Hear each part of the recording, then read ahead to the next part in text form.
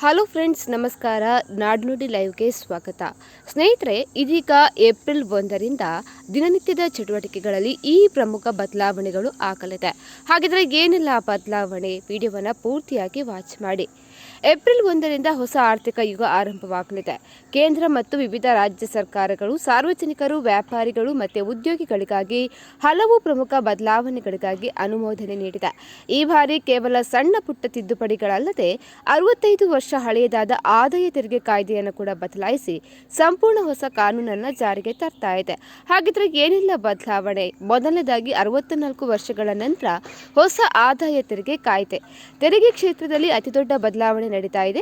1961ರ ಹಳೆಯ ಆದಾಯ ತೆರಿಗೆ ಕಾಯ್ದೆಯ ಬದಲಿಗೆ ಆದಾಯ ತೆರಿಗೆ ಕಾಯ್ದೆ 2025 ಜಾರಿಗೆ ಬರಲಿದೆ. ಇದರಲ್ಲಿ ಸೆಕ್ಷನ್ಗಳ ಸಂಖ್ಯೆಯನ್ನು 819ರಿಂದ 530ಕ್ಕೆ ಇಳಿಸಲಾಗಿದೆ. ಅದೇ ರೀತಿ ಶೇರ್ ಬೈಬ್ಯಾಕ್ ಮೇಲೆ ಹೆಚ್ಚಿನ ತೆರಿಗೆ. ಹೂಡಿಕೆದಾರರಿಗೆ ಇದೊಂದು ಪ್ರಮುಖ ಸುದ್ದಿಯಾಗಿದ್ದು, ಇನ್ಮುಂದೆ ಕಂಪನಿಗಳ ಶೇರ್ ಬೈಬ್ಯಾಕ್ ಅನ್ನು ಡಿವಿಡೆಂಡ್ ಬದಲಿಗೆ ಕ್ಯಾಪಿಟಲ್ ಗೇನ್ಸ್ ಅಂತ ಹೇಳಿ ಪರಿಗಣನೆ ಮಾಡಲಾಗುತ್ತೆ. ಅದೇ ರೀತಿ ಷೇರು ಮಾರುಕಟ್ಟೆ ಅಂದರೆ ಫ್ಯೂಚರ್ಸ್ ಆ್ಯಂಡ್ ಆಪ್ಷನ್ಸ್ ವಿಭಾಗದಲ್ಲಿ ಟ್ರೇಡಿಂಗ್ ಮಾಡೋರಿಗೆ ಹೊಸ ವೆಚ್ಚ ಕೂಡ ಹೆಚ್ಚಾಗಲಿದೆ. ಸರ್ಕಾರವು ಎಸ್ಟಿಟಿ ಸೆಕ್ಯೂರಿಟಿ ಟ್ರಾನ್ಸಾಕ್ಷನ್ ಟ್ಯಾಕ್ಸ್ ಅನ್ನು ಕೂಡ ಹೆಚ್ಚು ಮಾಡಿದೆ. ಅದೇ ರೀತಿ ಸವರಿನ್ ಗೋಲ್ಡ್ ಬಾಂಡ್ ತೆರಿಗೆ ನಿಯಮ ಬದಲಾವಣೆ. ಎಸ್ಜೆಬಿ ಹೂಡಿಕೆದಾರರಿಗೆ ನಿಯಮಗಳು ಕಠಿಣವಾಗಿವೆ. ಇನ್ಮುಂದೆ ನೇರವಾಗಿ ಸರ್ಕಾರದಿಂದ ಬಾಂಡ್ ಖರೀದಿ ಮಾಡಿದವರಿಗೆ ಮಾತ್ರ ತೆರಿಗೆ ವಿನಾಯಿತಿ ಸಿಗಲಿದೆ. ಅದೇ ರೀತಿ ಪ್ಯಾನ್ ಕಾರ್ಡ್ಗೆ ಸಂಬಂಧಿಸಿದಂತಹ ನಿಯಮಗಳು ಬದಲಾವಣೆ ಆಗಲಿದೆ. ವರ್ಷಕ್ಕೆ 10 ಲಕ್ಷಕ್ಕಿಂತ ಹೆಚ್ಚು ಹಣ ಜಮೆ ಅಥವಾ ವಿತ್ ಡ್ರಾ ಮಾಡಲು ಪ್ಯಾನ್ ಕಾರ್ಡ್ ಕಡ್ಡಾಯ ಆಗಲಿದೆ.